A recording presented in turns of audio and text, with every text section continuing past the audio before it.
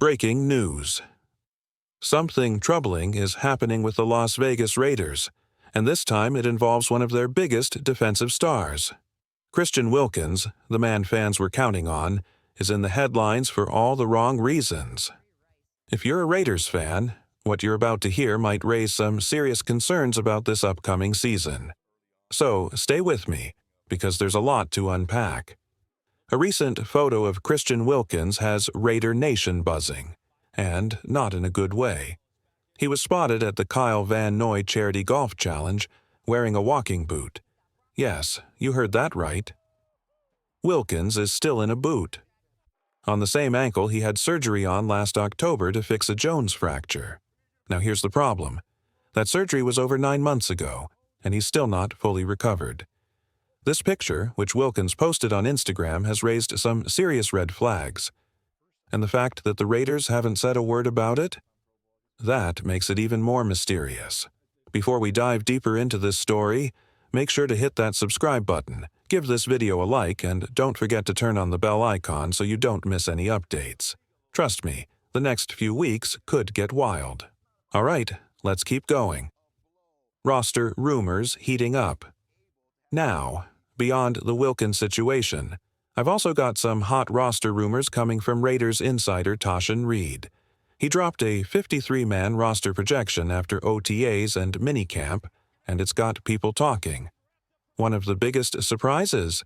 Dylan Lobb might get cut. Now, let me be clear, this isn't official. It's just a speculation from someone who's close to the team and sees things during practice. But when names like Lobb start coming up in cut conversations, you know we're getting close to real roster shakeups. Let's get into the heart of the Raiders' offense, because some big decisions are coming to the running back room. According to Raiders insider Tashan Reed, Ashton Jeanty is locked in as the lead back. No surprise there, the rookie's been electric all offseason, but the team doesn't want to wear him down.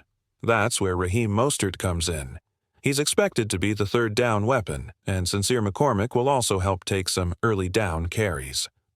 All three of these backs, almost guaranteed to make the final roster, unless an injury happens or the team brings in someone new. Now, here's where it gets competitive. Zamir White versus Dylan Lobb. One of them could be the odd man out. Lobb brings value on special teams. He's a strong returner. White, on the other hand, is the more physical runner. Right now, it's a coin flip. If the Raiders want a better runner, they'll probably stick with White. If they want someone who can help on returns and coverage, Lobb might sneak in. This decision could come down to one thing. How much do the Raiders trust their other special teams guys? But that's not all. Let's shift to the offensive line, because there's a surprise name floating as a potential starter, Thayer Munford. Yeah, that caught a lot of people off guard. Originally seen as a depth piece, or even a possible trade candidate, Munford is now in the mix to start at left guard. There's a real battle going on between Munford, Jordan Meredith, and Andres Parham. And so far, it looks like rookies Charles Grant and Caleb Rogers are still developing and won't see much action this year.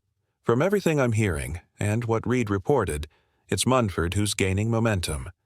He's played tackle before, but don't forget, he has experience at guard from college, and that versatility might earn him a starting job. It's still early, but when insiders say, "Watch this battle," you listen. And right now, Thayer Munford is making noise. Let's talk about the offensive line, because the Raiders might have already made up their minds. Based on everything I'm hearing, the starting five seems pretty locked in. Colton Miller, Dylan Parham, Jackson Powers-Johnson, Alex Kappa, and DJ Glaze. That's the core group. And while there's some noise about Thayer Munford possibly sneaking into the lineup, the chances are slim, maybe 10 to 15%. Why? Because Parham has quietly become a key part of this line. Unless he's traded, which feels unlikely, Munford stays a backup. Still, it's worth noting that Munford has looked solid as a depth piece at guard and might even be ahead of Jordan Meredith right now. Meredith? The Raiders see him more as a backup center than a guard at this point. So for now, Munford remains the top backup at guard, but he's not expected to start, unless something unexpected happens with Parham. Now let's shift to the defensive side, and this is where things get tense. There's a strong possibility that safety Trey Taylor might not make the final roster. Tashan Reed didn't mention Taylor by name, but his breakdown tells the story. The Raiders have been running a four-man rotation at safety. Jeremy Chinn, Isaiah Pola-Mao, Lonnie Johnson Jr., and rookie standout Thomas Harper. Chinn is being used at nickelback, often playing near the line of scrimmage. When he moves inside, Johnson takes the field as a third safety, and that's pushing Taylor further down the depth chart. Here's the catch. Johnson has history with Marcus Robertson and Joe Woods, both on the coaching staff. That gives him an edge. As for Thomas Harper, he's been one of the quiet surprises of the offseason. He's showing versatility, strong tackling, and seems to be earning the trust of the coaches. So where does that leave Taylor? Honestly, on the edge. If the Raiders only keep 4 safeties, Taylor's likely out. If they decide to carry 5, he still has a shot. But right now, with training camp approaching fast, his roster spot is in serious danger. Trey Taylor's future and surprise standouts. Here's where things get even tougher for Trey Taylor. The truth is, Thomas Harper's breakout might be pushing Taylor off the roster. And let's be honest, Taylor wasn't drafted by this current regime. That matters. Meanwhile, other names like Chris Smith haven't even entered serious consideration for a roster spot. So for Taylor, the message is clear. If he wants to make this team, he has to prove he can cover consistently at safety and contribute more on special teams. It's not just about talent, it's about value and versatility. 2 things the Raiders are clearly prioritizing this offseason. Now, I'll admit something. I like Trey Taylor. He won the Jim Thorpe Award, he's smart, he's aggressive, and, in my opinion, he's good enough to be on any NFL roster. But even with all that talent, it feels like he's caught in the middle of a shift. And the truth is, he might not even know what his role is right now. So here's the hard question Raider Nation has to face. Keep Trey Taylor, or cut him. My answer? It's tough. But if we're being real, the direction this team is going suggests they'll let him go. Not because he can't play, but because the Raiders seem to prefer loading up on special teams-focused linebackers rather than stacking depth at safety. With Jeremy Chinn, Isaiah Pola-Mao, Lonnie Johnson Jr., and Thomas Harper seemingly locked in, there just isn't much room left. And honestly, that's a bit surprising. If you told me a few months ago that Taylor wouldn't even crack the final 4 safeties, I wouldn't have believed it. Yet, here we are, heading into training camp with Taylor fighting to survive. Zach Carter's rise and what it means for Wilkins. Let's dive into one of the biggest and most surprising rumors from Tashan Reed's report. The Raiders might keep Zach Carter and carry 7 defensive tackles. At first glance, that sounds unusual. But once you hear the full context, it starts to make sense, and it's tied directly to Christian Wilkins. During OTAS, the Raiders rotated between 4-man and 5-man defensive fronts, but lately, the 5-man look has become the base formation, mostly because of questions around the nickelback position. And Wilkins' health.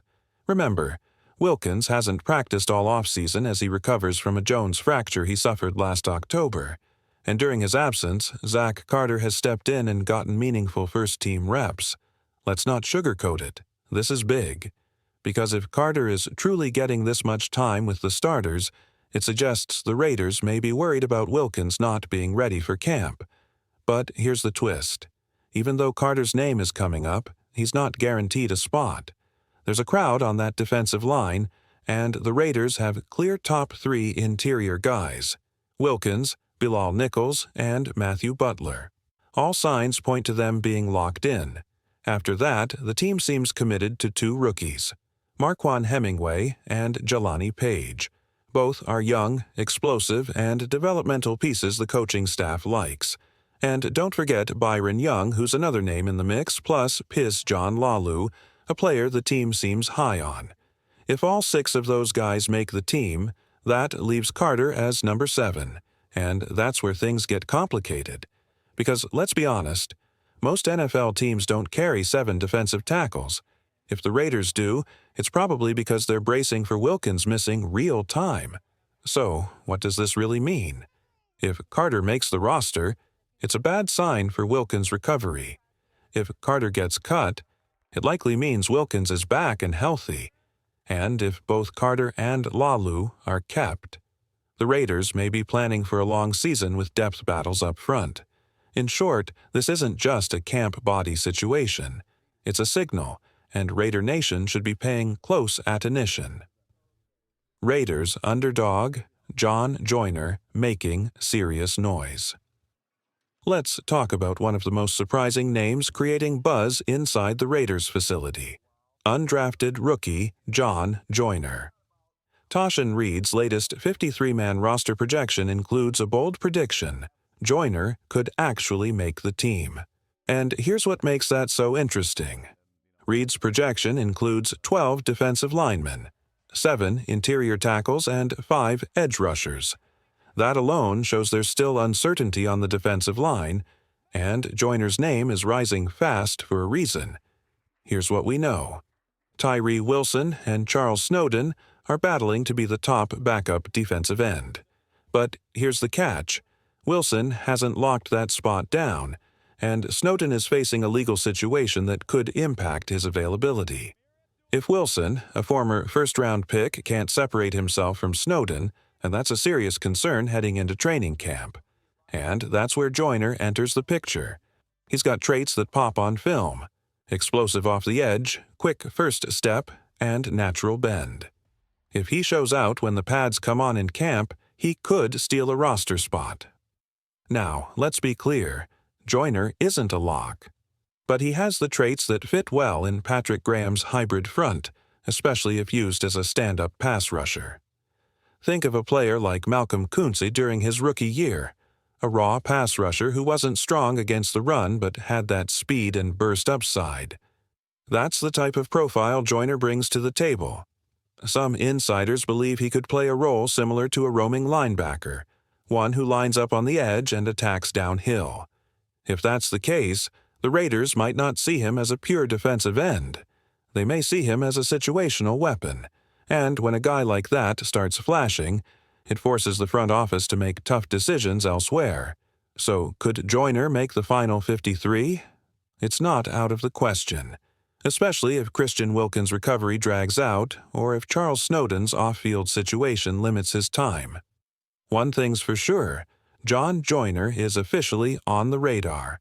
And if he keeps showing growth, don't be shocked if he pushes a more established name off the roster come August.